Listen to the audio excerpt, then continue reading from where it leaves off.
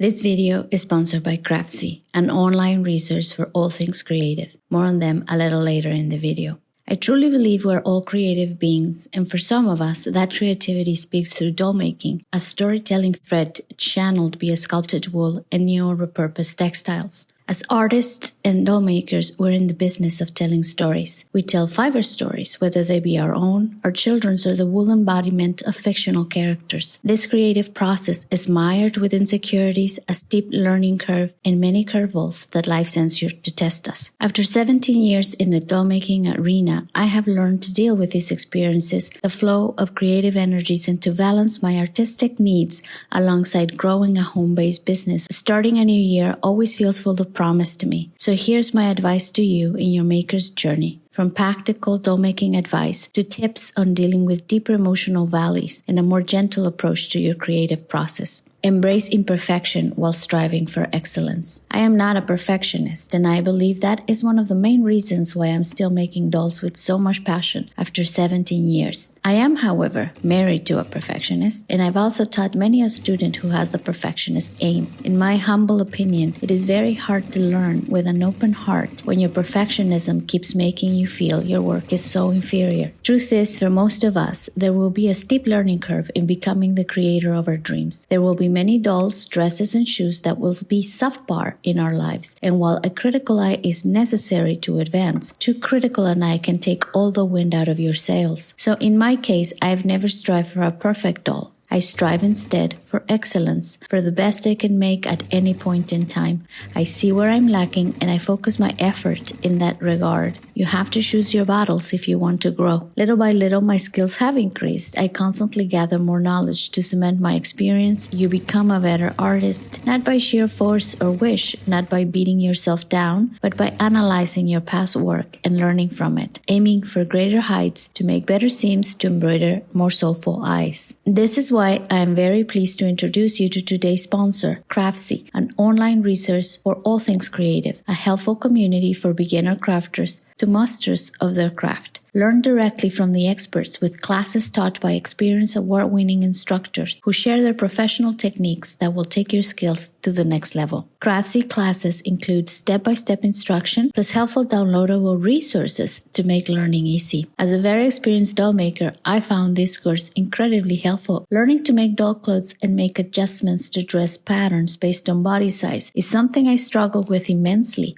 and finally figured it out on my own through trial and error. But it will be much easier for you by taking Joanne Hines' expert course, How to Make Doll Clothes Sewing Techniques. She discusses differences on body size and what measurements to keep in mind, how to create a basic sloper, walks you through different processes on basic clothing instructions, the tools you will need, and gives you a few clever tips. Her kind voice and gentle manner explain things so easily that you almost feel like you are not taking a class. I thoroughly enjoyed her class, and even though I know how to sew and finish doll clothes already, I found her class very entertaining and enjoyable, and I learned a few things myself. The first 1,000 people watching this video to use the link in my description will get a full year of premium membership to Craftsy for only $1.49. Go to go.craftsy.com/figandme. This offer is valid for new members only. Thank you, Craftsy, for sponsoring this video. Get inspiration from your life. Read books, go to the movies, have a break, look at the world with curiosity. It is very easy to lose sight of who you are when you're constantly browsing and exposing yourself to the work of the uber-experienced and multi-talented artists out there. I'm not advocating for becoming a digital hermit, but especially when you're building your foundations and trying to produce work that is a clear expression of your creative spirit, I think it is incredibly important to have a soft moat around that protects your still tender artist soul, not just because you will be bombarded with inspiration, but also because you will be constantly second-guessing yourself, either because one of your ideas has already been made 10 times better by somebody else, or because you won't be able to do something without unconsciously copying another artist. It is so much kinder on your creative soul to create with real-life examples and inspiration. Get a palette from the curtains in your living room or pull colors from your summer garden. I believe in learning to stretch your creative muscles by doing, by pulling ideas, by experimenting. If you don't have a dedicated space for your creative activities where you can pet yarn and embroidery threads, I still think it's helpful to have a stash of things that bring out your creative juices with force. Perhaps an art wall or a mood board of your curing doll project can serve as a reminder of what you're after, a sketchbook with some samples, or even a drawer full of the things you're envisioning. Go for a walk in the neighborhood and try to experience the world with curiosity. I bet that small kid on the bus can be the inspiration for a new doll, or your own grandkids can provide plenty of cloth to draw new ideas from. Be gentle with yourself. Creative work is draining, hard work plagued by insecurity. One of the hardest things to understand is how emotionally draining producing dolls can be. Seeing a finished doll come to life, something you made with your own hands, is one of life's greatest feelings. But parting with that doll or having to move on and create another one can be equally deflating. As a doll maker, you will have to constantly ride an ebb and flow. It is a slightly manic way of living, but you just need to understand it's completely normal to have those ups and downs. It's just part of the road. The key is to never stop, to not give in to those feelings, to trust that there's valid need to rest and for a quiet regroup, but that the battle is on, always on. So be very gentle with yourself, either because you're having doubts about your direction, you've stumbled upon a creative block, you feel depleted after a great effort, or you feel inadequate and very much lacking. I have been making dolls for a very long time. I still feel all the things above on a regular basis. That's why I know it's normal. You're not flawed, you're just experiencing a very normal part of the process. Theoretical knowledge can open the door, but only real practice cements your work. There is only so much you can learn theoretically. You simply must get your hands dirty. 10 books won't teach you what making a full doll will. There is so much that your hands need to experience in order to fully understand the process and learn the technique. Don't rob yourself of a minute more. Dive into the wool and start sculpting, making mistakes, seeing how the fibers react as you sculpt them. Your eyes will develop a clean measurement for a 1/4 inch seam allowance, and your hands will know when a nose is felted to perfection. This is an incredible muscle memory and eye-to-hand coordination craft. Stop procrastinating and start experiencing your art.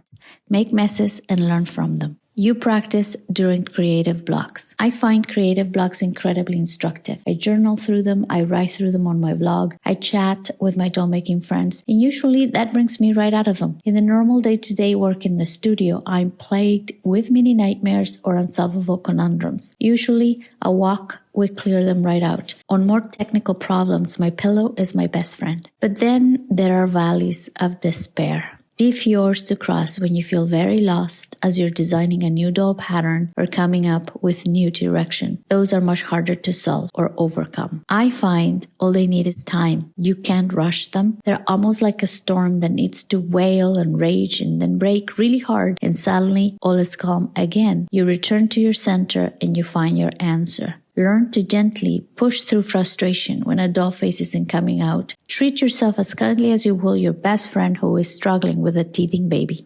Celebrate your wins, big and small. After all this long and arduous process full of doubt, it comes to no surprise that you simply must celebrate each win. Celebrate your studio success and sewing machine cooperation by posting photos of your work, talking about them to friends and family, and writing your thoughts in your journal. Display your best work, whether that's a mini raglan sleeve sweater you finally learned how to knit, or the face of a doll that you fell in love with. If you have to part with them, it's very important to photograph them, even if it's only for yourself. This will help you see the progress and give you a sense of accomplishment. Such a simple thing will encourage your next effort, your next doll, and they will be there for you when you're experiencing insecurity. I can't tell you how many times I've gone back to read my vlog when I am confounded by my doll making journey, and every single time I come out feeling a little bit sturdier and very inspired. This is one of the reasons I advocate so much for having a blog or even a social media account to document your journey, because I have seen this invisible work it does for me when I need it. Listen to your creative instinct. As doll makers, we all have people we trust, books we follow recipes by, writers we understand and enjoy, but in the end, doll making is a very introspective craft, and you'll have to listen to your inner voice more often than not. All the books and teachers might be of one opinion, but it is your doll and your aesthetic. Follow your instinct, and whatever comes out will be truer to you than anything else. Art either speaks for you or through you, but either way you have to let it flow. It shouldn't speak for anybody else. Nurturing your creative spirit means honoring what is authentic to you, not chasing trends or incorporating the most popular color of the year in your next doll collection. I feel we'll start making dolls because we want to see our ideas play out in wool and fabric through a beautiful doll. And somewhere along the line, you might lose sight of who you are, what you love, and instead follow what you see is popular. Listen to your creative instinct. That's how you hone your voice, and your dolls become intrinsically tied to you as their maker.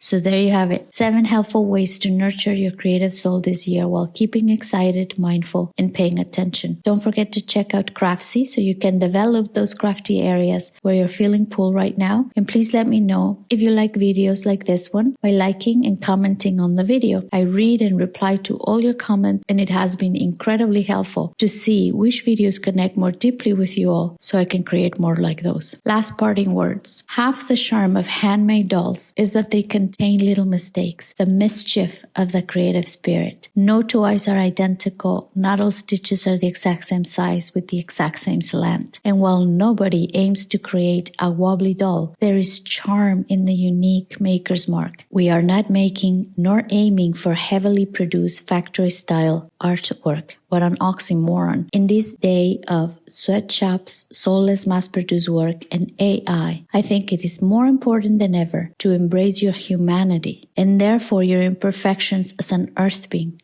especially when you produce artistic work of the heart. Wishing you much luck bringing out all your doll ideas to life this year.